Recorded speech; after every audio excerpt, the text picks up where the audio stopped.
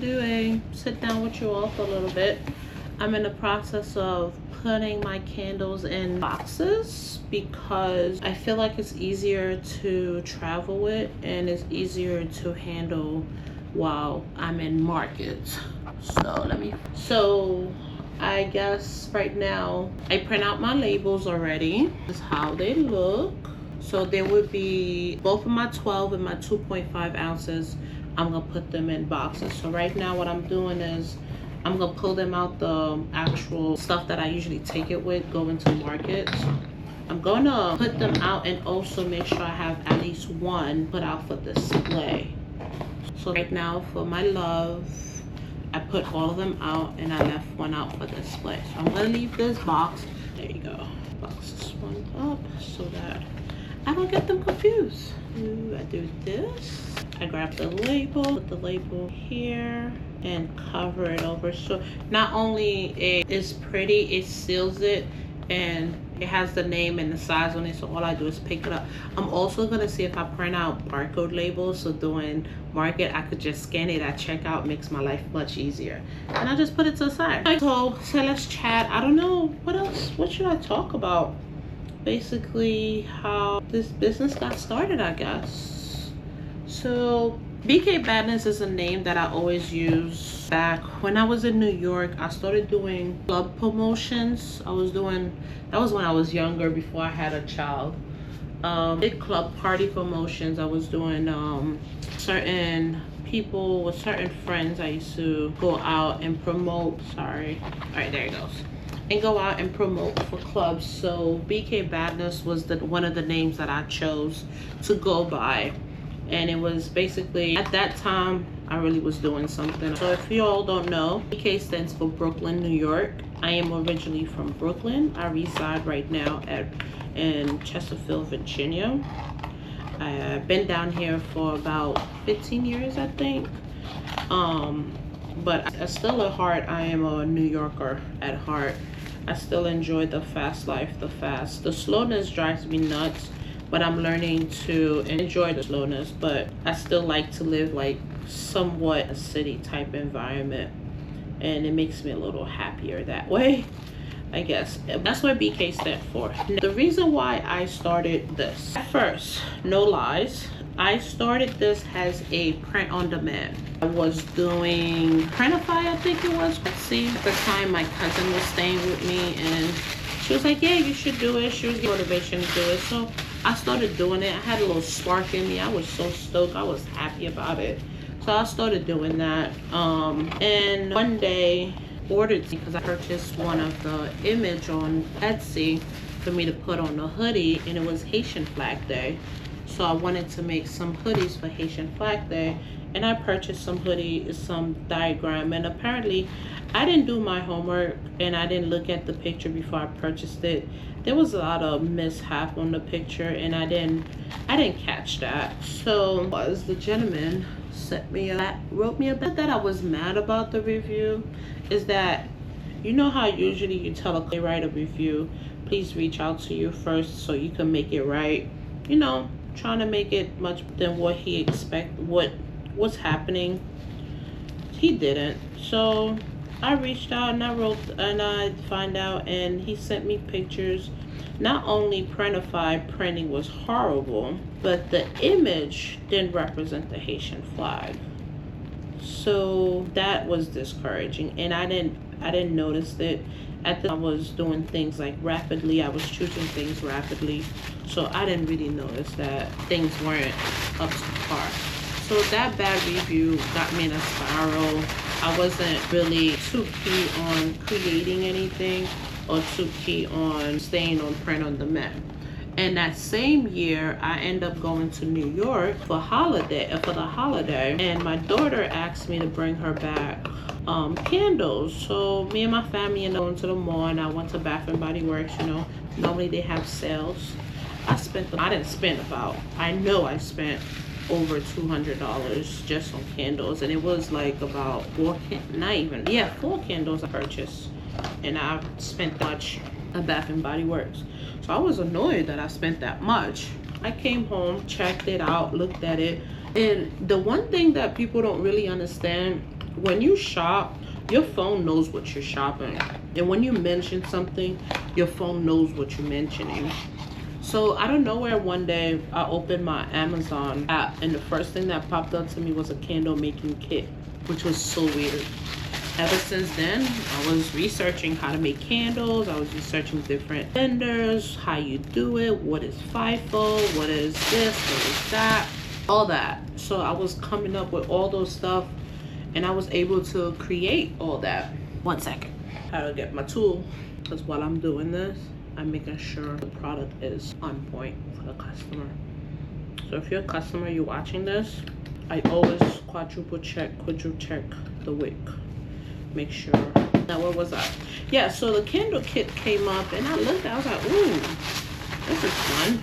I ordered one and I looked on YouTube. I saw different vendors. I was different things. I saw different way of making candles, how you do this. And I was like, okay, cool. At first I started with stove.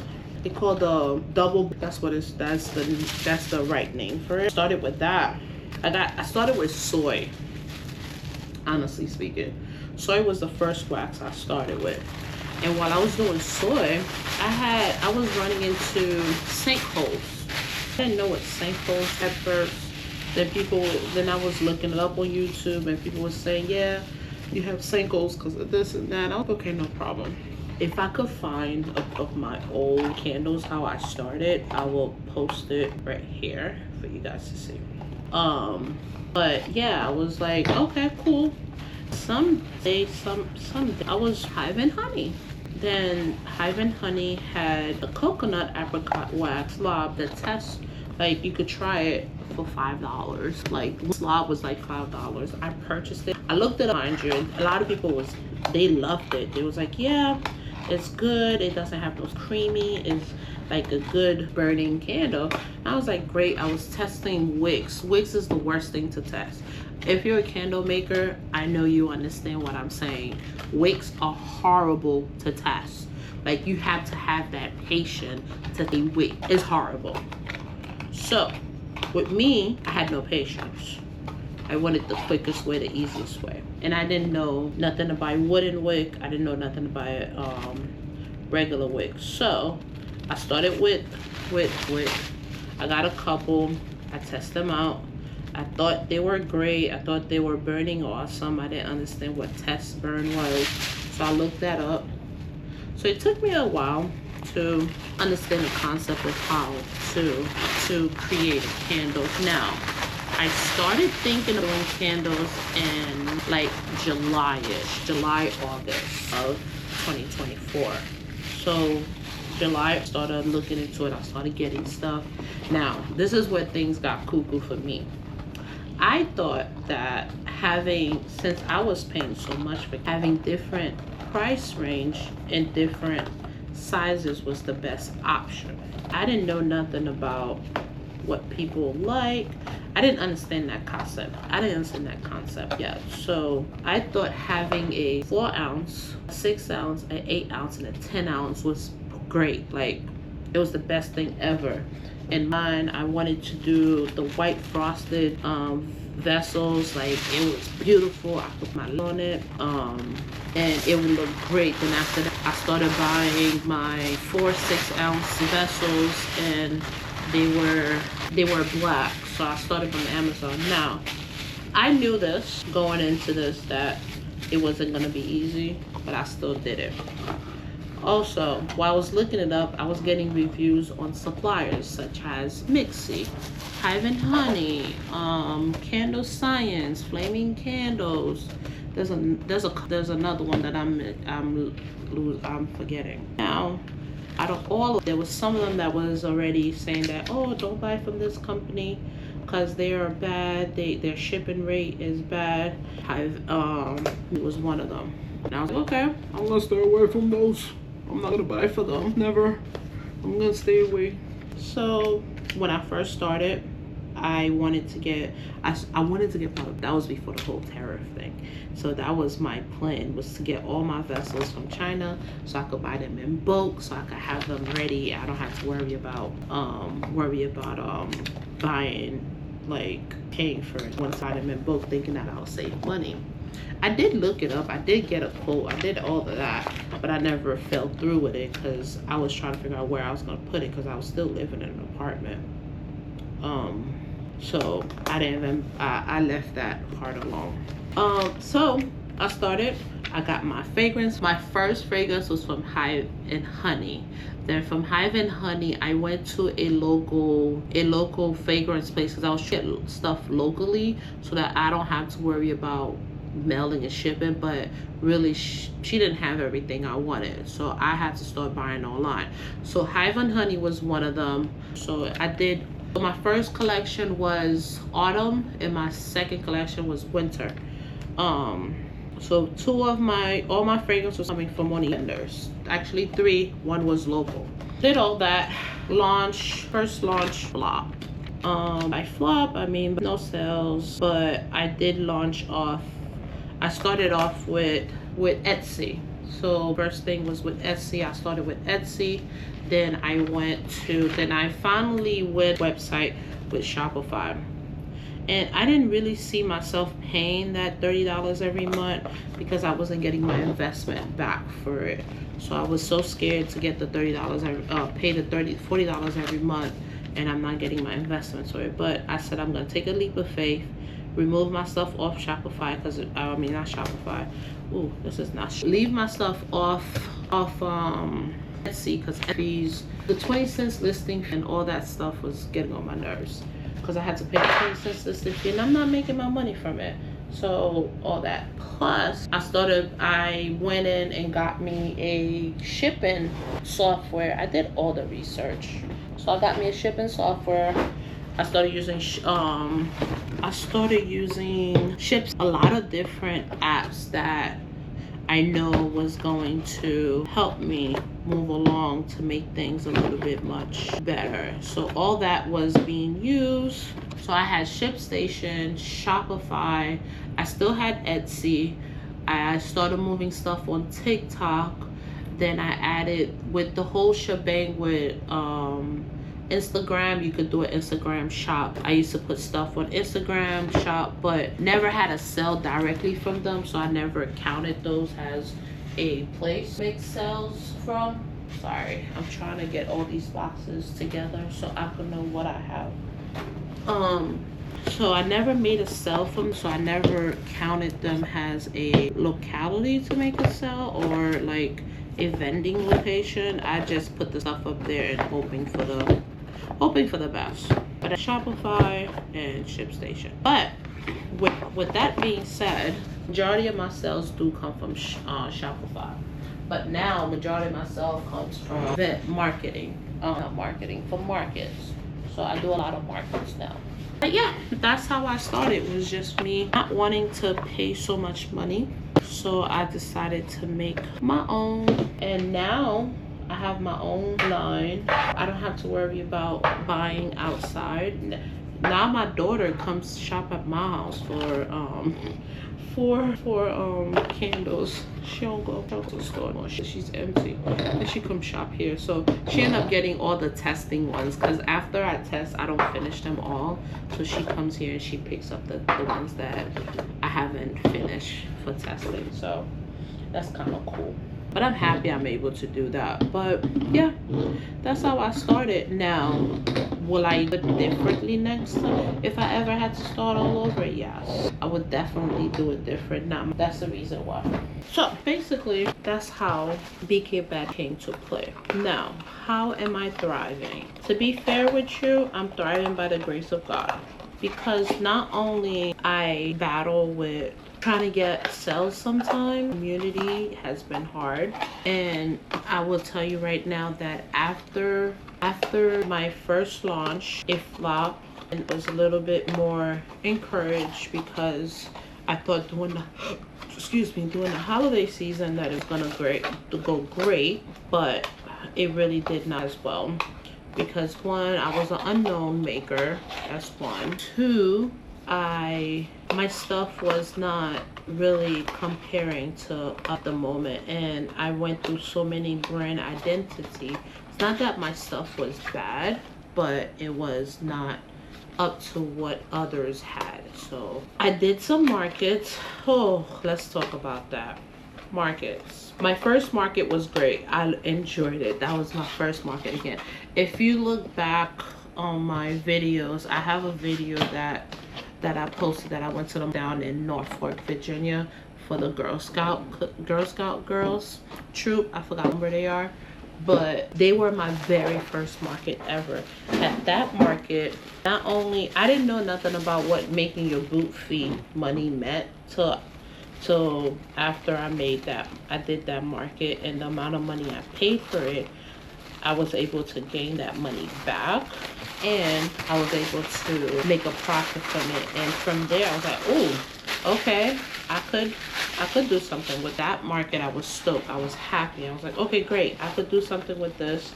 I could start doing markets. Maybe I'll make my profit back, because everything was coming from working. I'm still working full-time, and every single dime in this is coming from my pocket. It's not coming from loans, it's not coming from family, it's not coming from nobody. It's coming from me. I'm the sole proprietor of this business. So market was what I wanted to do, to try to make up to make it pay for the business. I did my first market. I really did enjoy it. It was an outdoor market in October, mind you. So I was like, oh God, it's cold.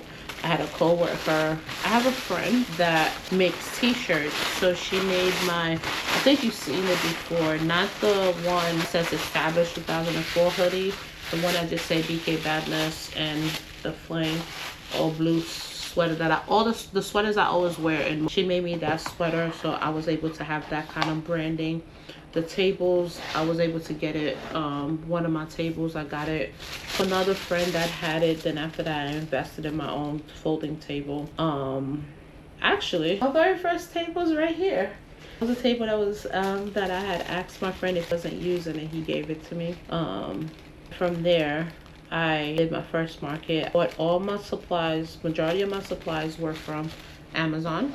In another video, I will do a supply run of everything that I use to run my business, where I got it from, and none of them will be affiliated, because some I cannot affiliation due to my current job. So I have to be careful when it comes to that. Other than that, that's all that was. Right now, I wasn't profitable last year. This year, I don't think I'll be profitable, but I'm getting to the point that I'm getting seen. I guess I'm doing more markets, and people are enjoying my candles. I have rebranded. Not only I rebranded, I added a lot of different variants from the time I first started. I didn't have room and linen spray. I did that. Room and linen spray. Then I had wax melts from the beginning, so that still stayed. Now I'm adding room diffusers. So as I grow, I'm trying to make it more sustainable and more relatable. So I still have some stuff in the works for the company. It still will be candles. I'm not changing what I'm doing. Everything I'm gonna do is still gonna stay within the candle field, or stay within the candle household. I am not changing it. I'm just going to make it a little bit better so I could be more recognizable. Now, my main thing right now is trying to grow my channels all across the platform. I haven't been able to, it's not that I haven't been able to, it's that I have not taken the time to do TikTok videos, which I think I should, and go live and try to get some live videos going on TikTok. Like, for example, I could have been doing live instead of recording and editing the video. I could have been doing this live with me, and people get to learn me as I'm working, getting myself ready for a market tomorrow. But it's just more getting more comfortable. I'm just not getting comfortable being on video, being comfortable of doing videos, being comfortable of talking. And if you haven't noticed, majority of my videos is like, you'll see me do the intro, I'll talk in the intro, then after that I'll cut to just seeing me doing what I'm doing. You won't see me talk much, or I'll just come and do a voiceover. So I'm gonna try to do a bit more of talking on videos, but at the same time I want it to be more focused on what I'm doing. Some of the stuff I do are repetitive, and I'm sorry if this video is boring to you, but to me this is more of documenting all my effort of everything and I could look back, and if anytime I decide to stop, I have this as a video diary of what I've done and where I've been and how I started and how I'm able to keep moving forward. But yeah, so basically, oh, these boxes I got from online, and my labels is from Online Labels. And also, I get it, you take time to do it, but there's no reason why I should be paying about $10 for a downloadable thing that I have to edit anyway. It's just a 4x4. But yeah, I get it. You took your time to do it, then I should pay you for your time, just like you taking the time to buy from me. I understand that, but sometimes the company is basically just candles, as you know, but I just add the little bit from Haiti. I am Haitian. I was born there and half raised here, but I still like anything Caribbean. I take the time to go to New York Labor Day parade. For example, I have, oh wait, one's here. This is one of their, this is from last year when I volunteered to support. I was on a parkway dancing it up. But yeah, everything I do has a little Caribbean flair, and everything that I represent has that Caribbean to it, the Caribbean aspect to it. But other than that, there's not much really I could say.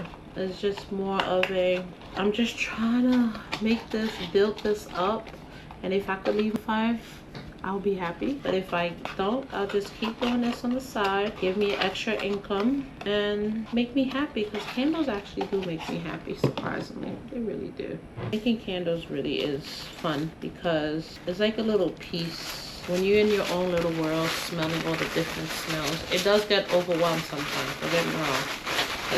There's a lot of strong smell. It does get overwhelmed. But making candles is fun, and I enjoy it.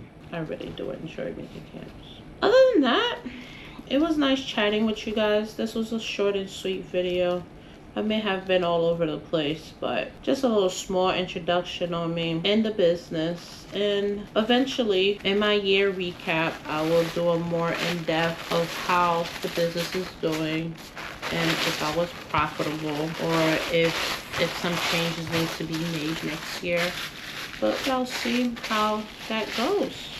Okay? Till next time, you guys, I will chat with you.